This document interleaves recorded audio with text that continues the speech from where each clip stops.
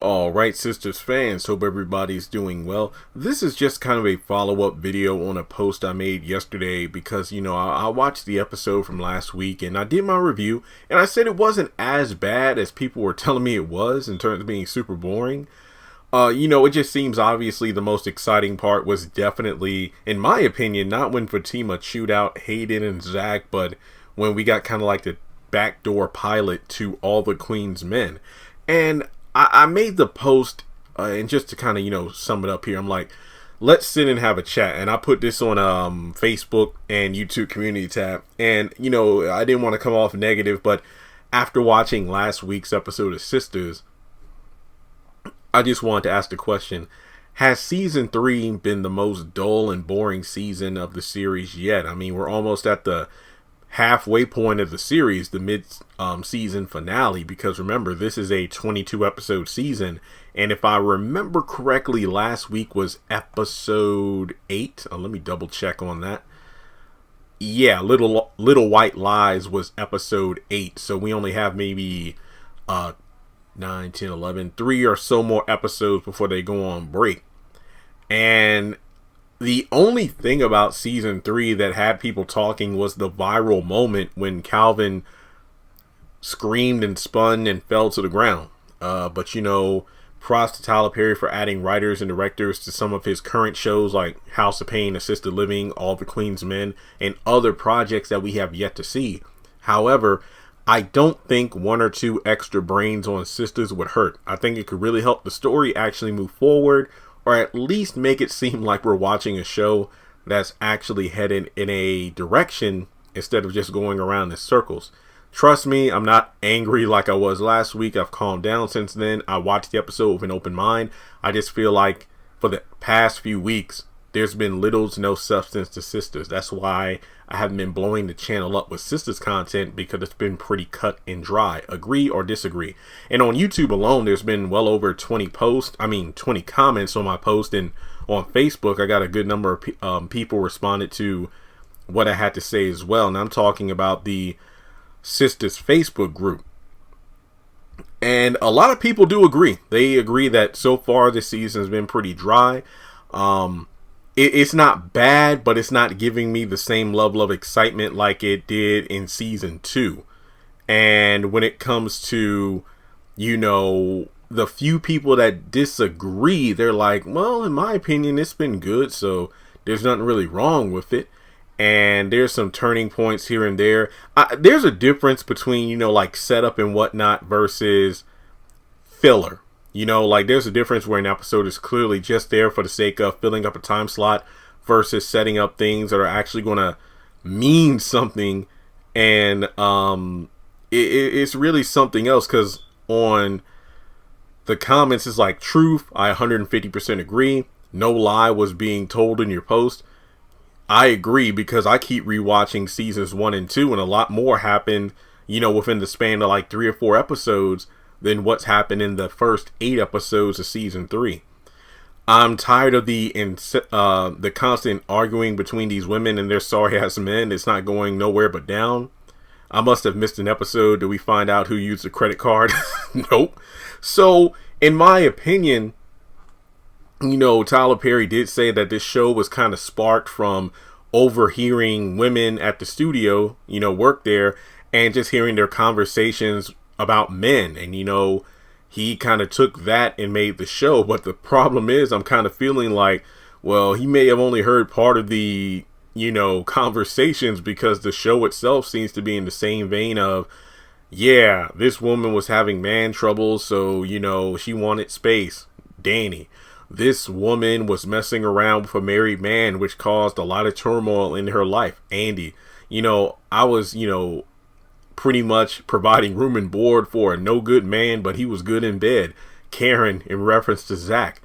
And I just feel like maybe this would be a great opportunity to not only, Sistas is a show, obviously catering to black females, but I feel like this would be a great show. And this isn't something new, but here I feel like I'm saying it for the first time myself, because obviously when the show was announced, people were like, why doesn't he have women on the show, you know, filming and directing and writing? But I feel like in this case, this is me after 2.5 seasons, I do feel like perhaps maybe it would be beneficial to have a woman's touch in the show. You know, the fact that it could really help with the storytelling, at least, or at least have a sit down with the women who work at the studio, you know, in regards to them wanting to share their experiences of love life and talk about how, hey, you know, I went through this situation and here's how it got resolved. And I understand that perhaps resolving things would end the series quickly, but to be completely honest, just based on the quality, the ratings for the show, they're still decent, but I don't think they're as good as they were in season 2. I do notice that there's a bit of a dip compared to season 2. Hell, the first episode got a 0.96, but then the following 2 episodes got like a 0.8. So the ratings have been declining in season 3. Not a huge noticeable difference like there was in Assisted Living and House of Pain, but noticeable nonetheless. And I really do think that Tyler Perry, when it comes to season 4 at least, take a moment to kind of look at the fan feedback and see what can be changed, because we still have some unsolved mysteries. Like, you know, okay, so it was a client who apparently used Karen's credit card, but we still don't know who that person was. We just know it wasn't Zach. You know, with the Andy and Gary thing, if you ever make Andy smart enough to realize that she deserves better than Gary, then that's pretty much Andy's entire story. I mean, I feel like we would all love to see her with Robin or Paris or Ben from season 1, the same actor that plays Tom on Bruh. He was a lawyer friend from college and her law school days. It's just one of those situations where I feel Andy is a competent character who's been so dumbed down that it's insulting to. I can see why women will watch Andy and feel insulted, because how Tyler Perry writes, you know, women to be completely incompetent and thirsty all the time, which isn't unrealistic, but it gets a bit annoying when it's just a constant with the character. Because when you have a main character, and I know there are multiple women, but Andy is obviously the main character.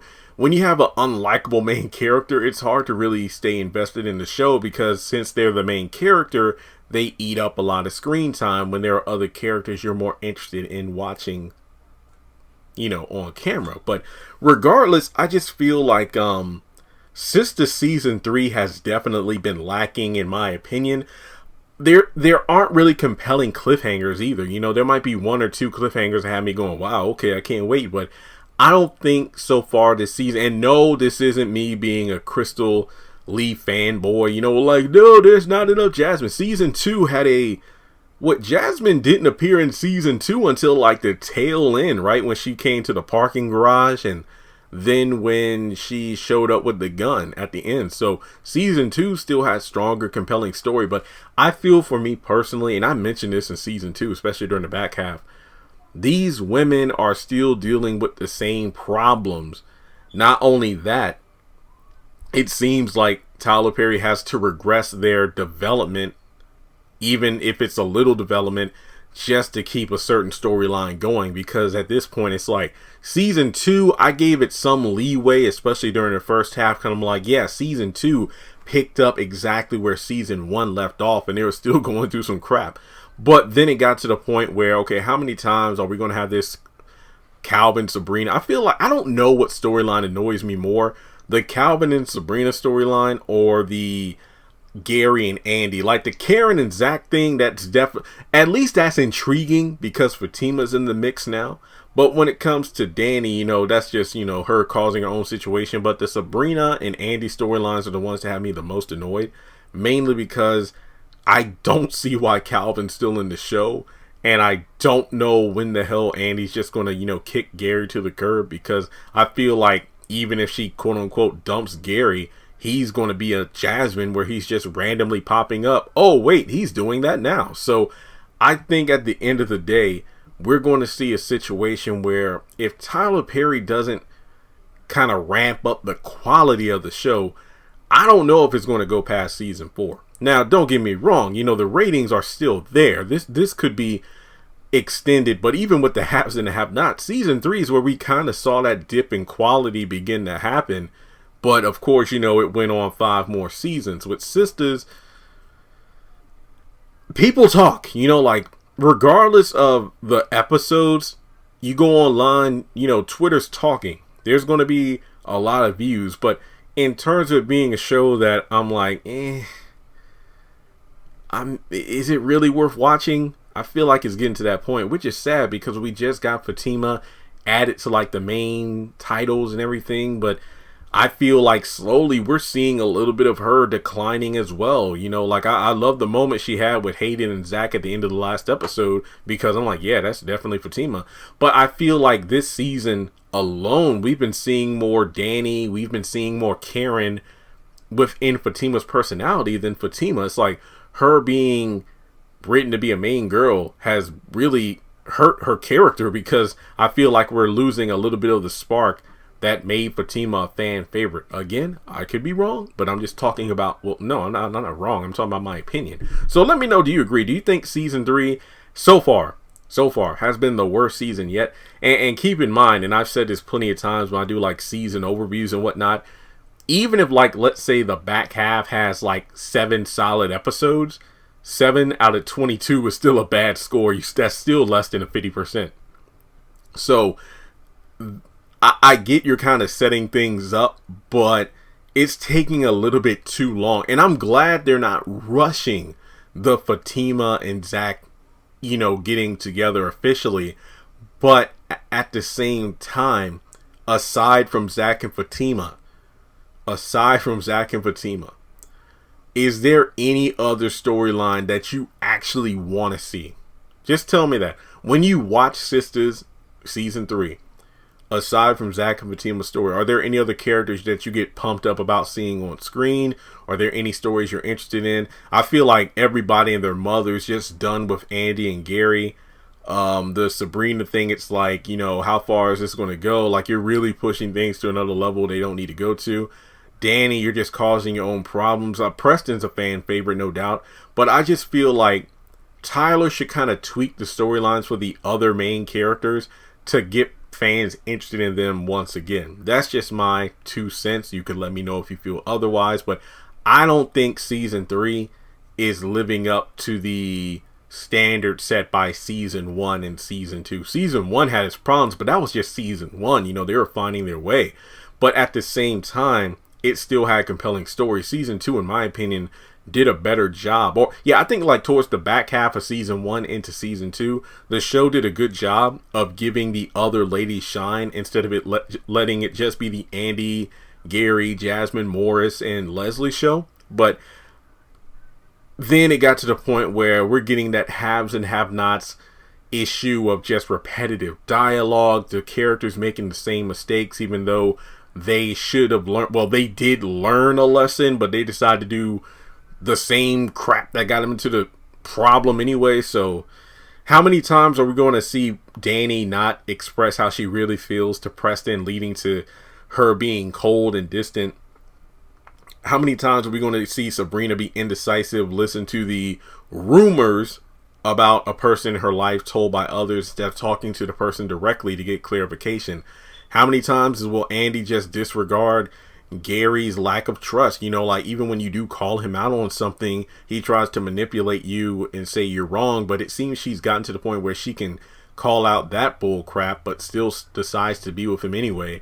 And then Karen, you know, I feel like, you know, if this show was renamed, it could be just renamed What Do Women Want? Or What Women Want. I feel like that would be an appropriate title, because maybe the theme of the show is nobody really knows what they want and not to settle. But I don't know. Let's talk about it in the comment section below, and I'll talk to you all in the next video.